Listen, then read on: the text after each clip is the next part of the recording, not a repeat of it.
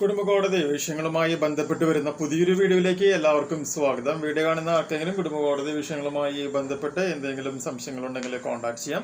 WhatsApp number +91 79 94 97 14 19. ഒരു വട്ടം വിളിക്കാനുള്ള കൺസൾട്ടേഷൻ ഫീസ് 500 രൂപ ഗൂഗിൾ പേ ചെയ്യും. ഈ വീഡിയോയിൽ നമ്മൾ ഡിസ്കസ് ചെയ്യാനായിട്ട് പോകുന്നത് ഒരു ഫാമിലി കോടതിയിൽ ഒരു ഭാര്യ ഒരു മെയിൻ്റനൻസ് പെറ്റീഷൻ ഫയൽ ചെയ്യുകയാണ്. അപ്പോൾ നമുക്കറിയാം, ഒരു MC കേസ് ഒരു ഫാമിലി കോടതിയിൽ ഫയൽ ചെയ്യുകയാണ് എന്നുണ്ടെങ്കിൽ ഇൻ്റർവ്യൂ മെയിൻ്റനൻസ് ആണ് എന്നുണ്ടെങ്കിലും അത് ഡിക്ലെയർ ചെയ്യണമെന്നുണ്ടെങ്കിൽ ഭർത്താക്കന്മാർ അവരുടെ അസറ്റ് ലയബിലിറ്റീസ് എക്സ്പെൻഡിച്ചർ എന്ന് പറയുന്ന ഫോം ഫയൽ ചെയ്യണം എന്നുള്ളത് നമുക്കറിയാം.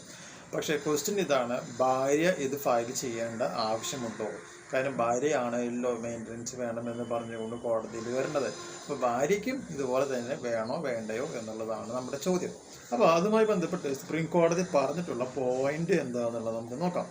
അതായത് the Supreme Court prescribe mandatory disclosure of assets liabilities and income by both parties എന്ന് പറയുന്നത് രണ്ടാൾക്കാരും ഫയൽ ചെയ്യണം.